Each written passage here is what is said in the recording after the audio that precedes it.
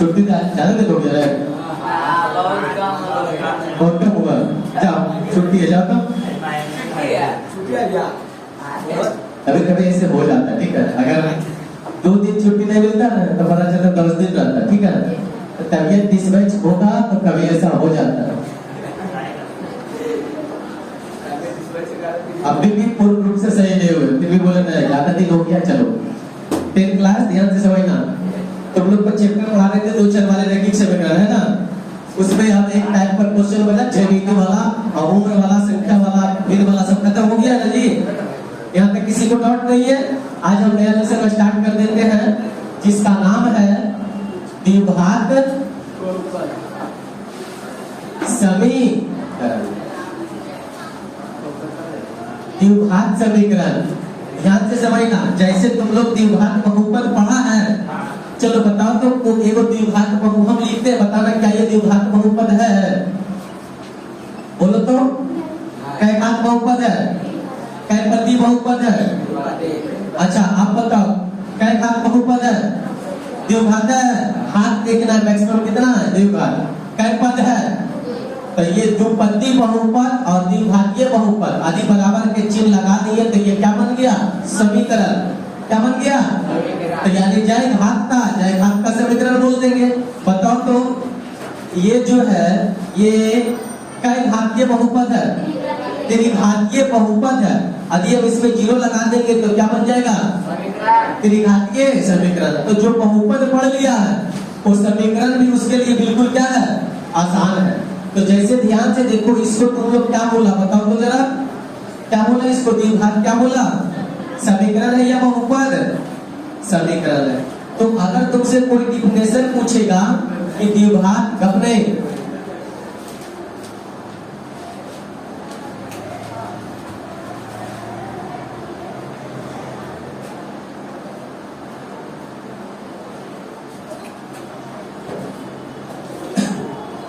अधिक तुमसे कोई डिफिनेशन पूछेगा इसका परिभाषा बताओ, तो बता सकता है तुम लोग इसका परिभाषा क्या होगा? बोलो तो। जैसे कि अभी तुम लोग देखा कि अभी लिख दिए x² + 2x बराबर कुछ भी रहा उसको क्या बोल दिए? द्विघात समीकरण। तो सेम इसी तरह से हम लिखते हैं ax² + bx + c बराबर 0 लिख दिए। के रूप में कोई भी समीकरण, कोई भी व्यापक समीकरण,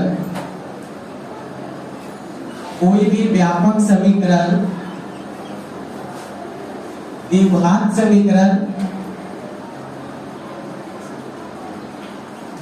समीकरण कहलाता है। अच्छा बताओ समीकरण का समान रूप क्या होगा? देखो तो जरा, ax² + bx + c बराबर क्या चीज होगा? 0। काम करता हूं।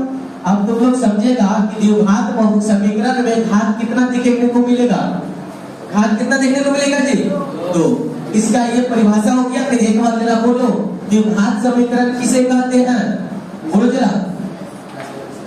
ax² + bx + c बराबर 0 के रूप में कोई भी व्यापक समीकरण क्या कहलाता है? द्विघात समीकरण कहलाता है। तो घात कितना है? 2। तो इसका मूल भी कितना होगा? 2।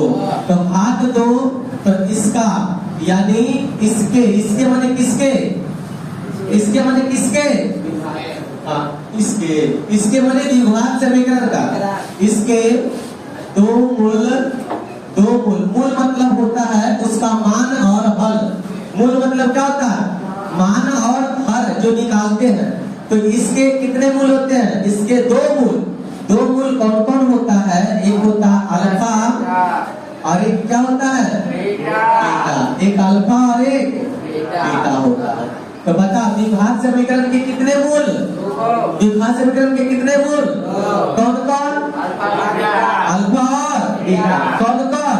अल्फा और बीटा। चलो अब इसमें मूल जो निकलता है, यानी मूल जो हम निकालते हैं कैसे निकालते हैं जो समझेंगे। यानी इसमें चर राशि जो क्या देखने को मिल रहा है? x। तो इस तरह से इसको जो मूल निकालते हैं, यानी मूल निकालने का फॉर्मूला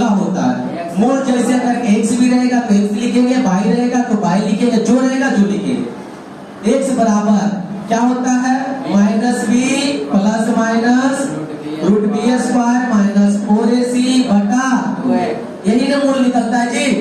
द्विघात समीकरण को मूल निकालने के लिए दो विधि। एक विधि तुम्हारा ये फॉर्मूला जिसको तुम लोग बोलता है, क्या बोलता है इसको? द्विघाती सूत्र।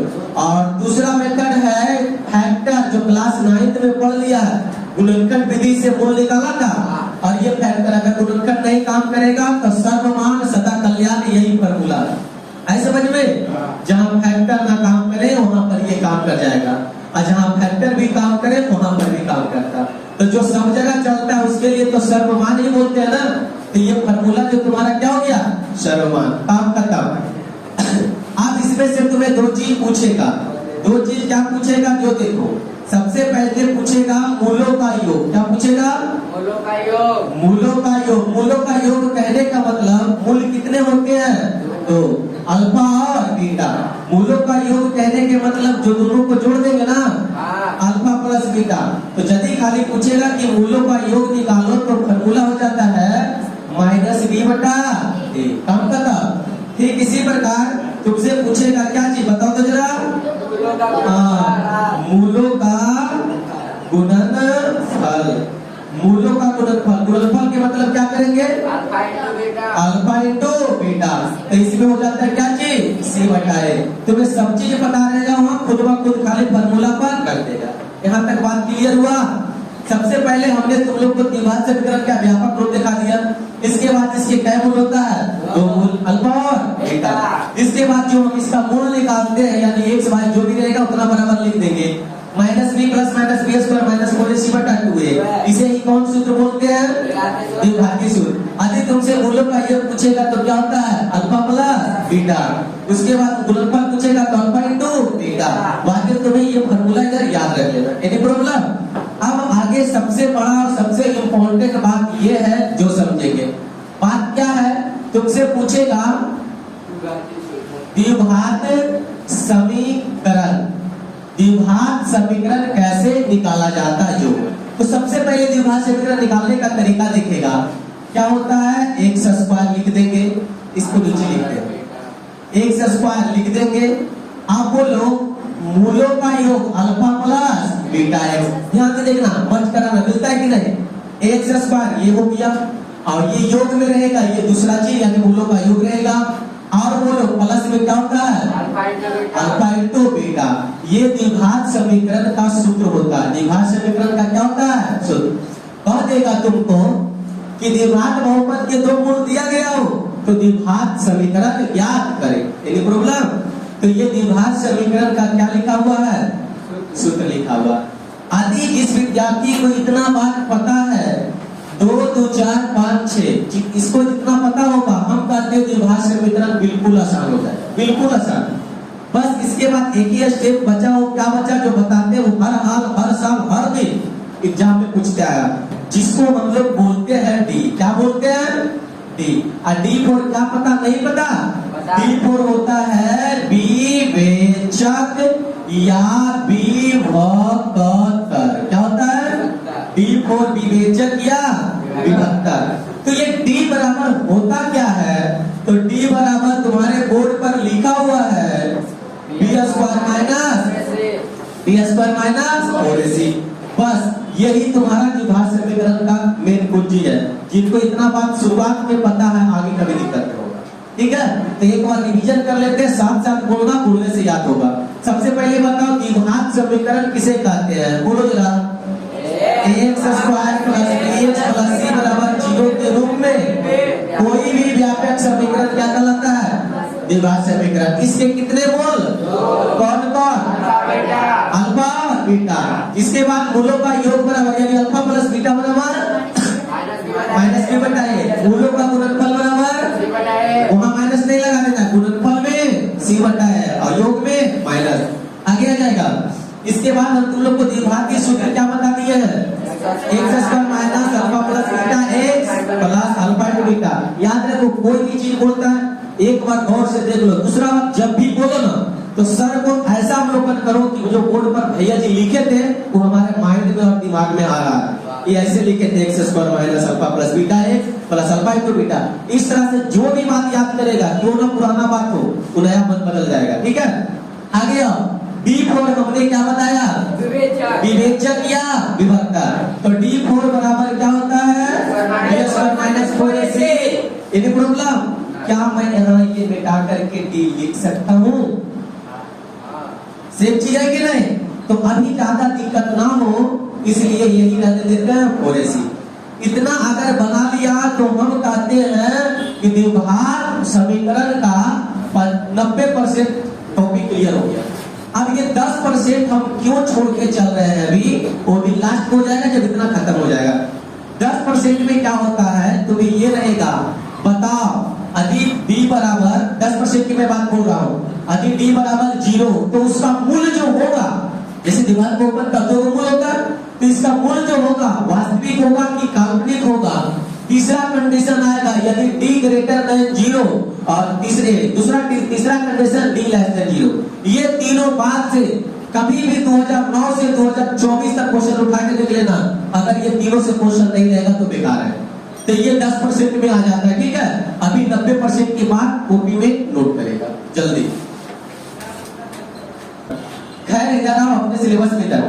अभी तुम लोग को बता रहे थे क्या चीज, विभाग समीकरण, इतना बात क्लियर है। अब जरा देखो, तुम्हें कहा देगा इसको बेटा दे विवेचक वाला नीचे, ये सब भी लिख दिया था क्या? हो सकता है विद्वान होना चाहते हो। देखो यदि अल्फा के मान 3 और बीटा के मान 4 यदि इस तरह से दे दिया है ना, इस तरह से दे दिया, तुमसे पूछेगा कि इसका मूलों का योग निकालो। मूलों का तो मूलों का योग अल्फा प्लस बीटा जोड़ देंगे यानी 4 3।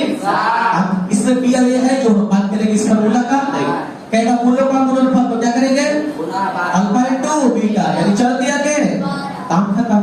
आदि ये आया कहां से, तो इसके लिए तुम्हें वो समीकरण ऊपर मिलेगा छोटे ऐसे करके दे देगा 6x² + 2x - 3। इस तरह से दे दिया तो तुम पता यहाँ से A का मान, B का मान और C का मान, काम खत्म। कहेगा मूल निकालो, तो मूल बराबर फार्मूला दिख रहा है, कर देगा सबसे एक बार पर अरे तू बुआ हमें पता है, गलत लोगों लगा चलो। इधर देखो प्लस रहेगा तो एक मूल, माइनस करेंगे तो दूसरा मूल, काम खत्म। ऐसे समझ में? तो सबसे पहले तुम्हें मूल निकालना होगा। आप एक्सरसाइज इस द्विघात समीकरण के चैप्टर में जल्दी से निकालेगा और पहला क्वेश्चन हमें बताएगा क्या है।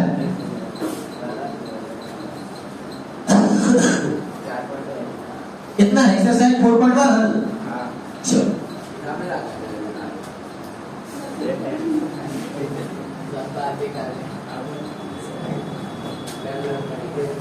एक्सरसाइज 4.1 किताब का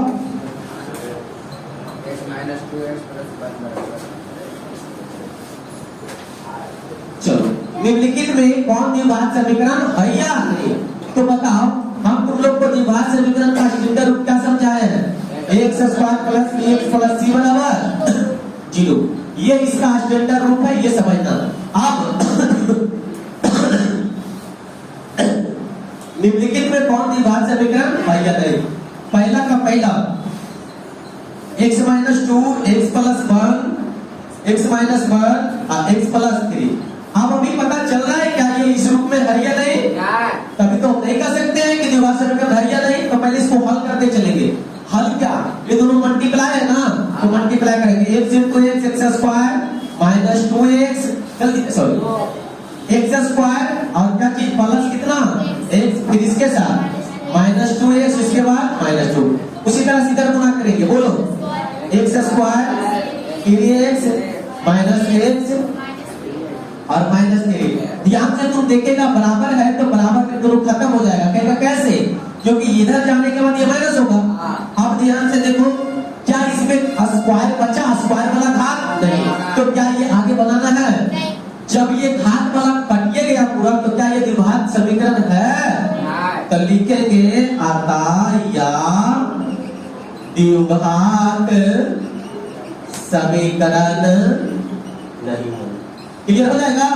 तो इसमें बताओ तो जरा, क्या ये हम एक और लिखते हैं छठा x² 3x + 1 x - 2 के होल स्क्वायर, सॉरी बराबर था ना, x माइनस 2 था। क्या ये द्विघात समीकरण है? जरा देखो बोर्ड पर देखो, क्या ये द्विघात समीकरण है? देखने में लग रहा है तो हम तो बोले पहले ही, जो जैसा दिखता है वैसा होता नहीं है, और जो वैसा होता है वैसा दिखता ही नहीं है। तो ये द्विघात समीकरण की तरह दिख रहा है, क्योंकि हम अस्पायर वाला बात किए, लेकिन दिख रहा है। तो ये तो हर एक पीला चीज सोना नहीं होता, हर एक पीला चीज सोना नहीं होता। समझिए क्या बात कर रहे हैं? चलो तो इसको सबसे पहले हल करेंगे, x square plus 3x plus 1। इसको बताओ तो a प्लस b का होल स्क्वायर तोड़ेंगे, a square plus b square minus 2ab। खत्म हो गया फॉर्मूला, स्क्वायर से स्क्वायर खत्म हो गया कि नहीं? तो बताइए द्विघात समीकरण है? नहीं है, काम है।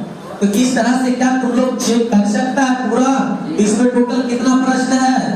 8 गो। इसके बाद 2 में भी वही है, जांच करें कि द्विघात समीकरण है या नहीं। 2 भी बन जाएगा ना क्वेश्चन नंबर। आगे आओ, प्रश्न संख्या कल, क्योंकि जयवंती और जौनू आ गया। अब इसके बाद लैंग्वेज वाला तो कल देखते हैं। आज के लिए जय हिंद।